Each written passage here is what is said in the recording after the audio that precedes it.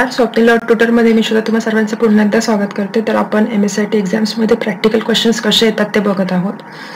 तर आपण आता बघणार आहोत नंबरिंगचे क्वेश्चन्स कशा प्रकारे येतात ते बघणार आहोत आपण। तर आपण सुरू करूया क्वेश्चन्सला। तर पहिला क्वेश्चन आहे, दिलेल्या डॉक्युमेंटमधून क्रमांक दिलेली यादी काढून टाका। म्हणजे जी नंबर लिस्ट दिली आहे ती आपल्याला काढून टाकायची आहे डॉक्युमेंटमधली।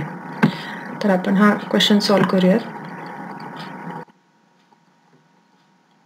तर बघा, हे जे डॉक्युमेंट आहे याच्यामध्ये ही नंबर लिस्ट दिली आपल्याला, ती आपल्याला रिमूव्ह करायची। तर काय करायचं, एक तर तुम्ही कंट्रोल आर करून डॉक्युमेंट सिलेक्ट करू शकता किंवा लेफ्ट क्लिक करून माउस ड्रॅग करून तुम्ही डॉक्युमेंट सिलेक्ट करू शकता। तर मी लेफ्ट क्लिक करून माउस ड्रॅग करते, माझा डॉक्युमेंट सिलेक्ट झालेला आहे। त्यानंतर बघा, इथे आपल्याला नंबर लिस्ट त्यांनी सिलेक्टेड आहे, तर ही आपल्याला नन करायची कारण की त्यांनी काढून टाकायला लावली आहे।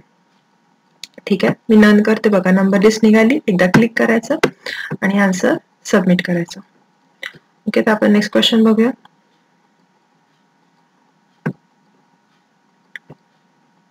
नेक्स्ट क्वेश्चन मध्ये सांगितलंय, change the numbering style of the list under paragraph 6 to ABCD from 1 to 3 4। म्हणजे जे रोमन मधले आपल्याला आकडे दिलेले आहेत त्याची आपल्याला चेंज करायची आहे कॅपिटल ABCD मध्ये। बघा, पॅराग्राफ 6 मधली लिस्टची नंबरिंग स्टाईल बदलून रोमन 1 to 3 4 च्या ऐवजी ABCD करायची आहे।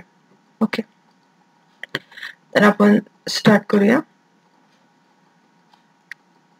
आपल्याला इथे पॅराग्राफ दिसेल एखादा। बघा, इथे पॅराग्राफ आहे, याच्यामध्ये आपल्याला नंबरिंग सिलेक्ट केलेली आहे, त्यामुळे आपल्याला खाली ड्रॅग करावं लागेल माउस थोडासा।